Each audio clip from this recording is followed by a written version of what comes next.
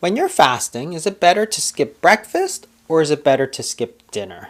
We're going to talk a little bit about the physiology, and I'm going to share with you some of Taria's secrets. Taria had gained a lot of weight, over 100 pounds after she had her last child.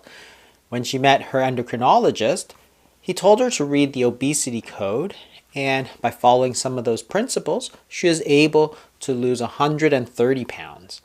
She went from morbidly obese to a normal body mass index, and I'm going to share with you her regimen and her best tip.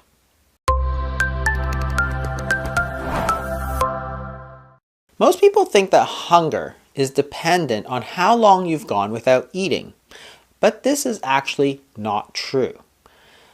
The amount of hunger we feel depends on the hormones in our body, and these vary throughout the day in what's called the circadian rhythm.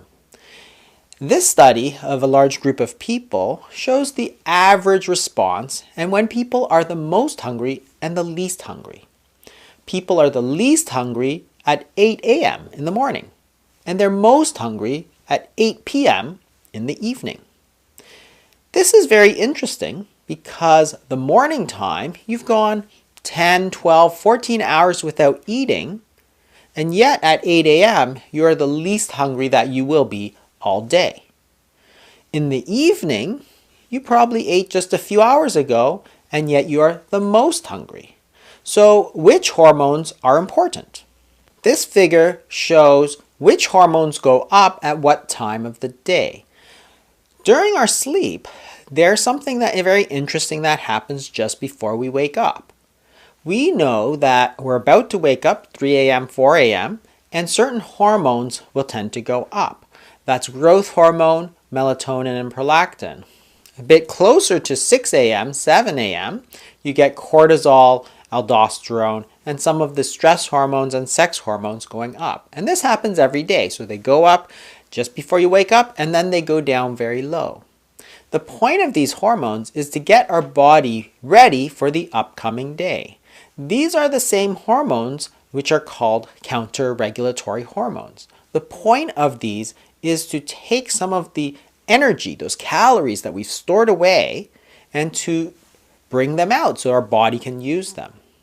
And this is the reason why we're not hungry at 8 a.m. because our body has essentially started the process of waking up, started the process of feeding ourselves from our own body fat, and that's why we're not hungry.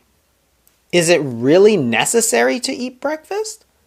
Not really, because our body's done such a good job of that already. If you don't feel hungry in the morning, you don't have to eat, because you already have the energy you need for the upcoming day. You don't have to put a couple muffins in your mouth in order to have energy for the day ahead. You can break your fast, which is breakfast, in the morning if you like, but you could break your fast at 12 o'clock or even in the evening time. Or you could break your fast the next day. It simply doesn't matter because your body will find the energy that it needs. When we're trying to decide about skipping breakfast versus skipping dinner in a fast, there are several considerations. First of all, the meals are not equal. If you look at large averages, people tend to eat the least amount at breakfast, somewhere around 18-20% of their total calories if they're eating 3 meals a day. Whereas lunch and dinner tend to be bigger, tend to be 30-50% of calories. If you're skipping breakfast, you're tending to skip less of a meal than you're skipping dinner. So they're not exactly equal. Even though in a 24-hour fast, going from breakfast to breakfast or dinner to dinner is the same, they're not actually identical in terms of your physiology. The other consideration that we have to have is how easy is it going to be to fit this into your schedule?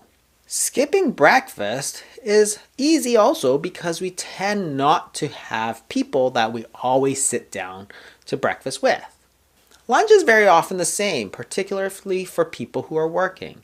If you work through lunch or you have a meeting during lunch, not that many people are going to care. But dinner is a very social meal. That's the meal that we often take with our family. And if we're not doing that, we'll often go out with friends. So if you're skipping dinner all the time, it can really intrude upon your lifestyle. And that's going to play a role. Skipping breakfast is usually easier, but skipping dinner is usually more effective. So let's break this down. When you're skipping breakfast, you're the least hungry that you are throughout the whole day. And skipping a meal when you're not hungry is going to be easier. And this effect is independent of what time you get up, and it's also independent of what time you last ate. The second thing is that it's going to be the smallest meal, so therefore easier to skip, but also makes it less effective. The third consideration is that it fits into a daily schedule very easily. The fourth thing is that it can be a very easy habit to acquire. And when you make things a habit, it makes it easier to do it day in, day out. So myself, for example, I very rarely eat breakfast. What I'll do is I'll get some tea or get some coffee. I'll wake up, have a shower, and then just out the door. I don't have to worry about cooking breakfast, eating breakfast, cleaning up, because that would take 25-30 minutes before I get out the door. And I'd rather sleep that time. Skipping dinner, on the other hand, is more difficult because it's the time of the day that we tend to be the hungriest. It also tends to be the largest meal of the day, and it's also the most social meal and the hardest to fit into a daily schedule. But if you're able to skip dinner and it's not too hard for you, because it is the largest meal, it's going to be the most effective in terms of weight loss. You get the 8 hours of fasting, and when you wake up the next day, because of those counter-regulatory hormones, you're going to be no hungrier than if you ate dinner. So skipping breakfast is the easiest, skipping dinner is the most effective. But there's no reason that you couldn't change things up. So sometimes you do one and sometimes you do the other. But you need to look into your own life and see where it makes the most sense. Where it's easy, you can throw in skipping breakfast.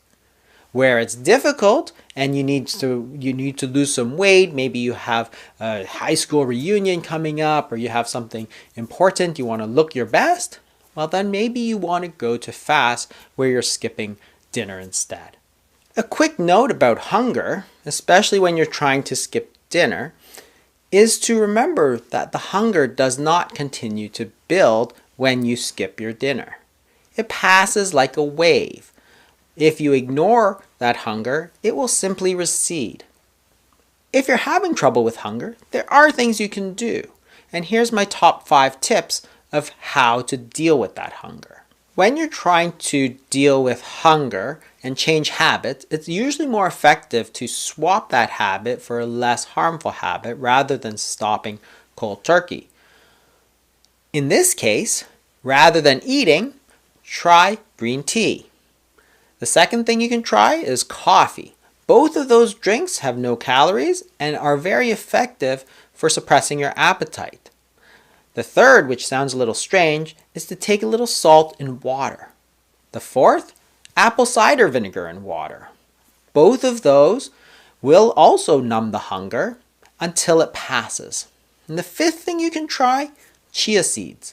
Chia seeds, you put in water, it blows up, it's sort of like a gel. You eat it, it will fill you up until the hunger passes. So those are 5 tips if you want to get over those hunger pangs. Turia followed different fasting regimens to lose the weight. Sometimes she used fat fasting, which is where she only ate very high fat foods. Sometimes she did 72-hour fasts, and sometimes she did alternate fasts through the rest of the month. It was loose and it was subject to change depending on how her life changed. And through that, she also changed her diet into a very low carb, healthy fat diet. Her best advice for those who are just starting is to just take it small. Just do it one day at a time. Start with one thing. And if you can do that, you can simply build on until you do the next thing. And eventually, it's going to all add up. Great job, Taria. I think you're doing an amazing job. Congratulations. That's it for this week. I hope you learned something. And if you did, share it with your friends. Maybe they'll learn something too and perhaps be able to lose some weight, get healthy again. And if you enjoyed this, if you could do me a favor, go ahead and hit that like button below. I'll see you next week.